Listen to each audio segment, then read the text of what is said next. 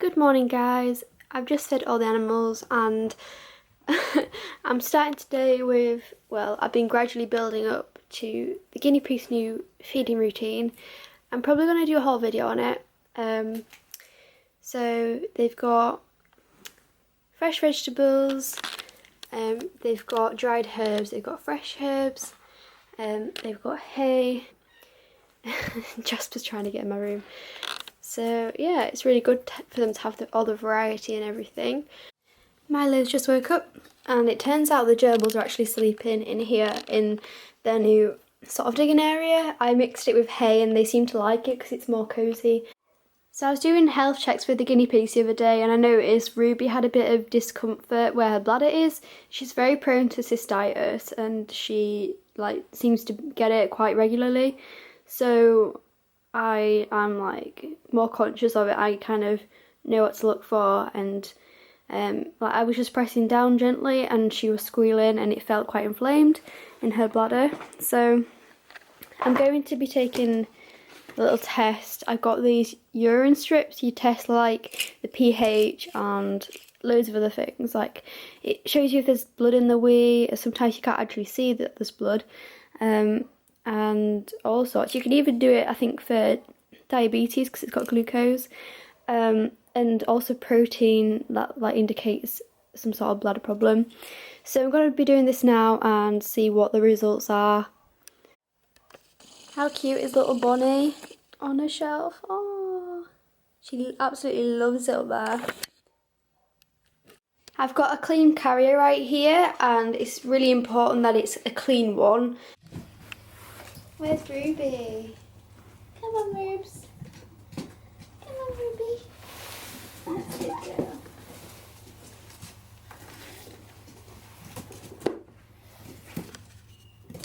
So sometimes they will pee in seconds, other times I think I waited up to 40 minutes before.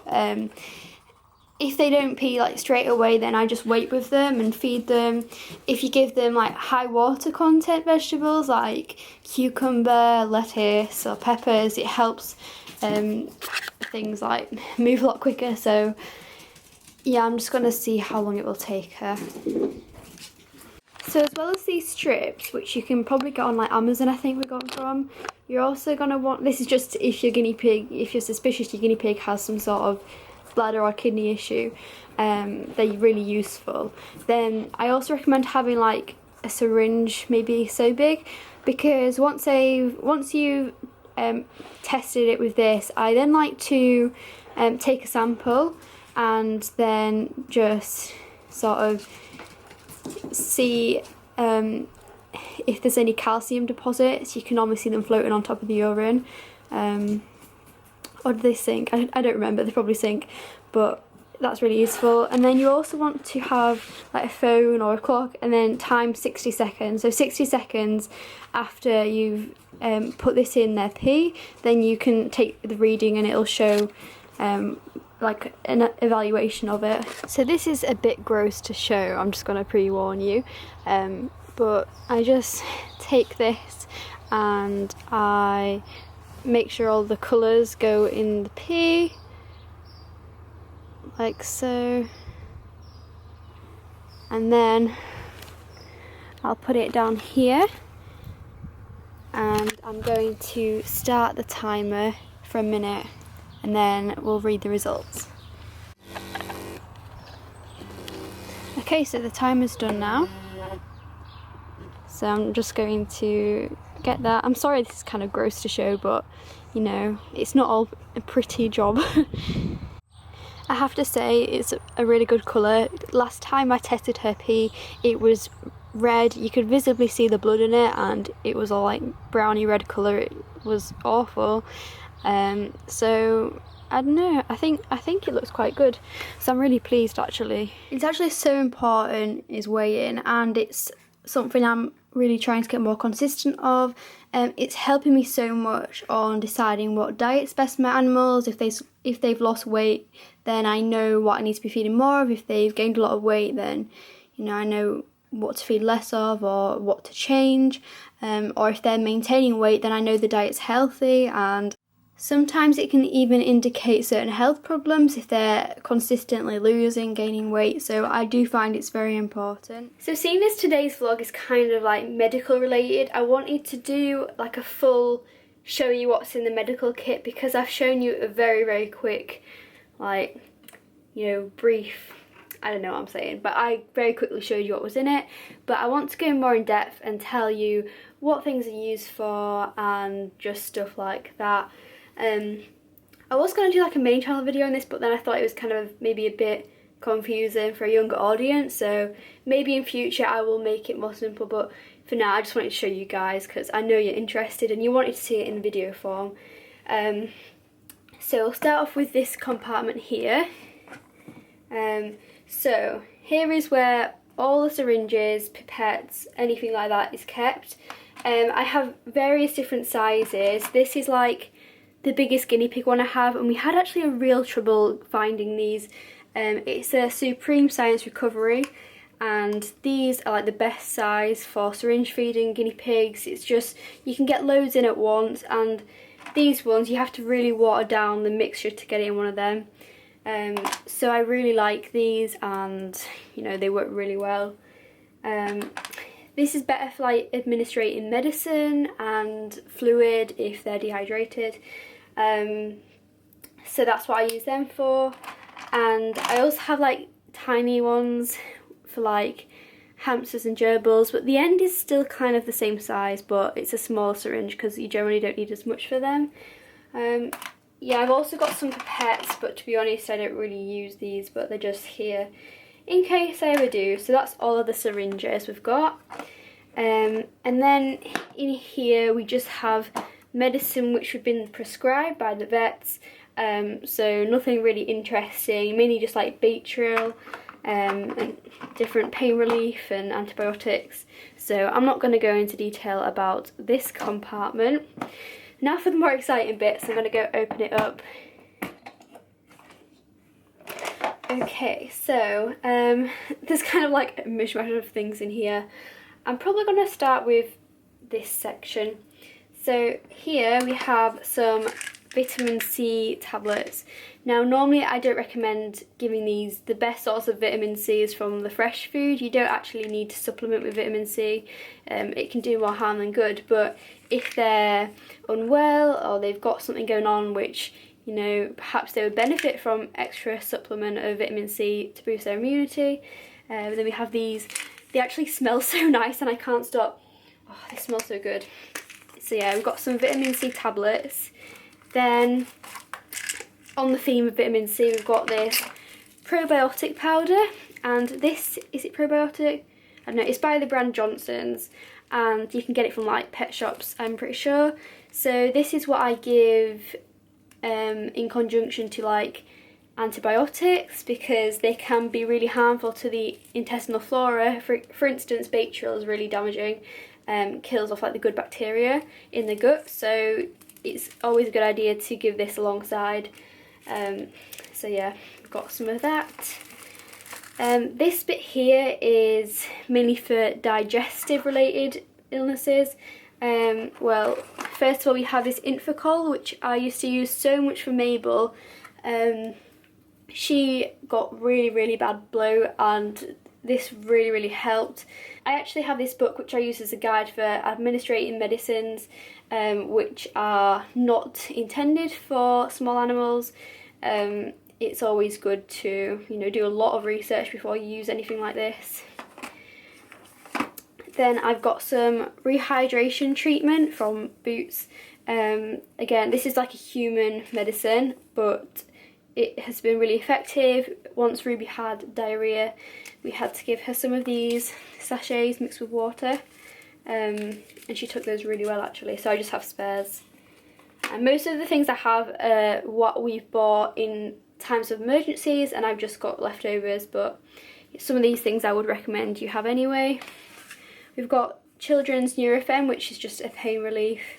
I've used this quite a lot as well. So in this middle section I have one disposable glove, which is really good if you need to do something like, I don't know, treating wounds or anything really. like it's just a useful thing to have.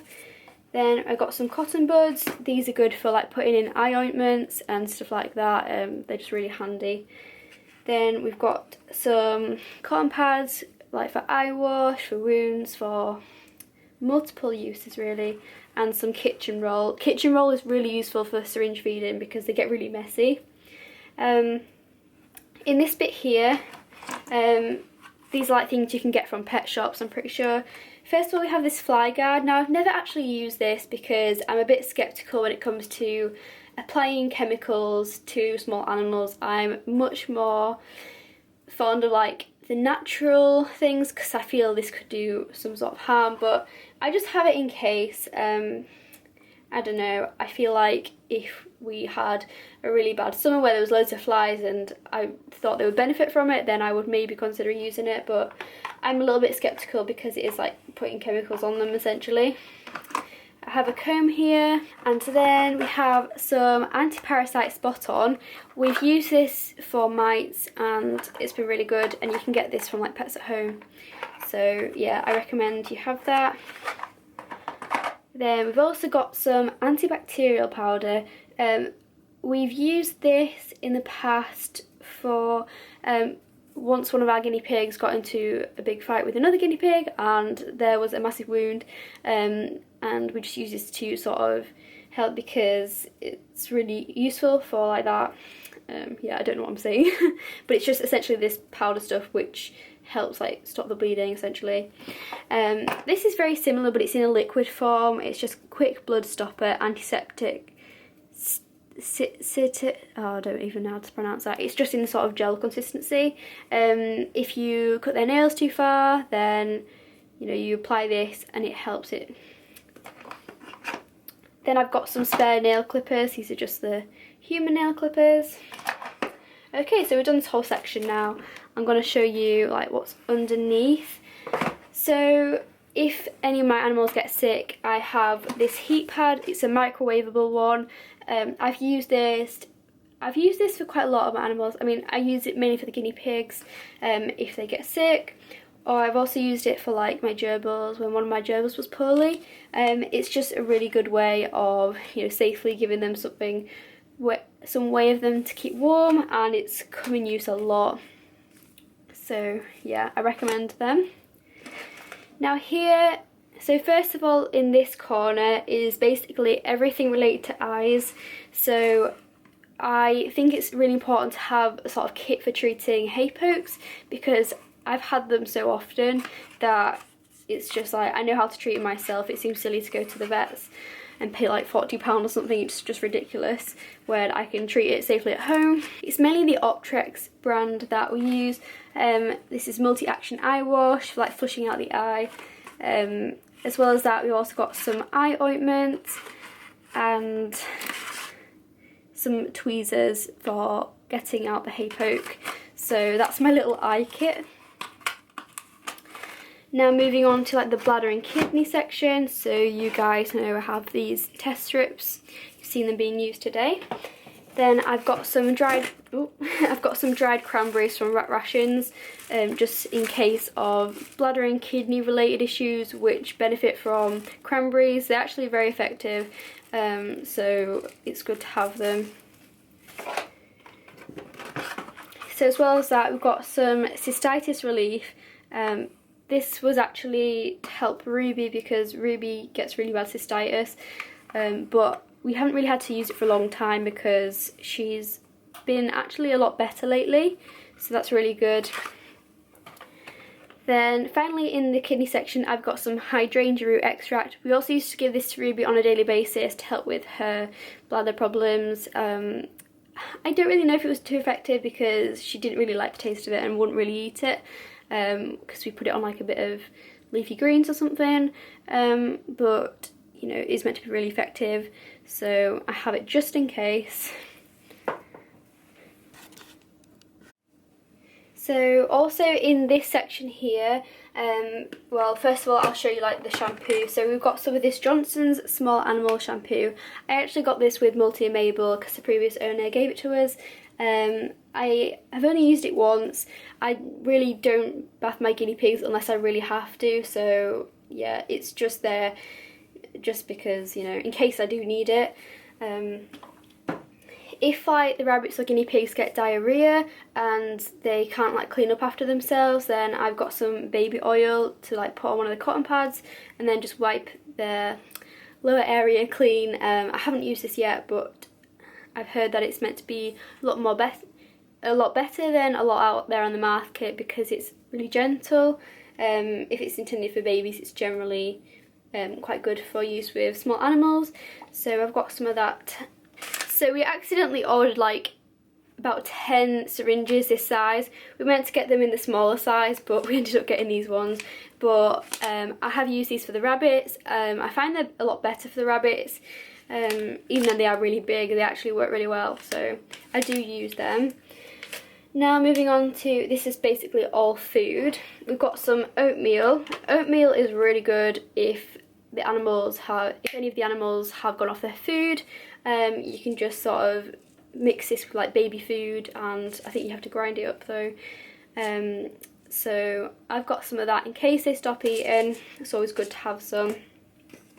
I've also got some cold pressed grain-free pellets. I can't remember which one's for which, but there's guinea pig ones and rabbit ones here. So if I ever need to syringe feed them, then I've got these.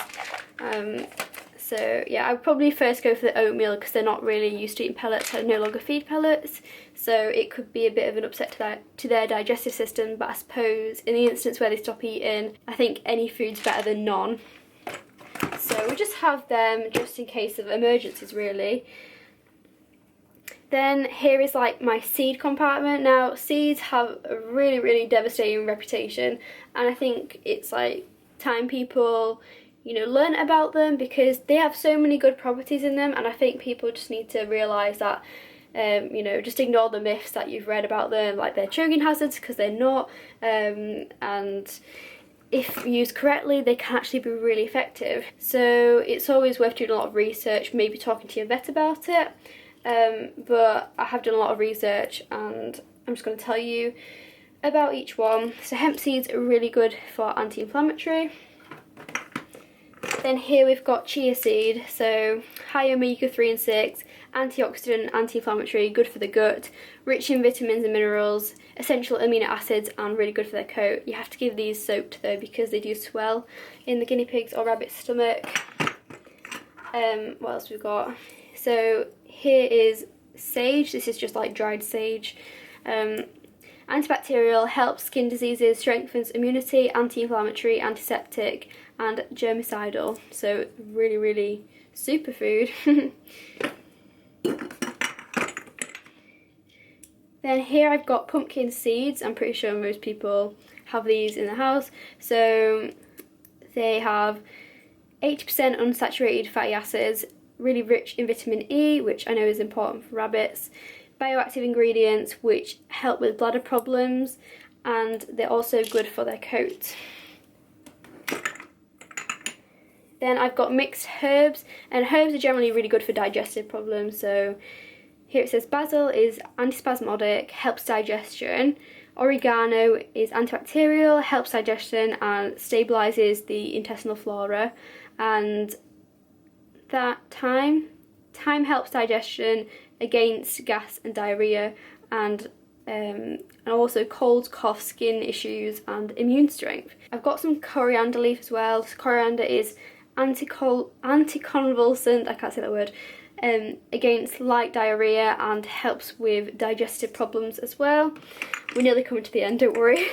So we've got some flaxseed, which is good for when like they're molting. Like I've used it for the rabbits and it helps to like get rid of any trapped hairballs basically. High in fibre, prebiotic effect on their intestinal flora, and for a healthy coat it really does give them a nice shine.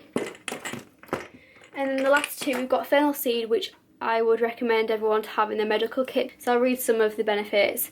Antispasmodic, relieves bloat, expectorant, carminative, antibacterial, helps gastrointestinal tract, useful when they're molting, and helps with indigestion, so really good for general digestive issues.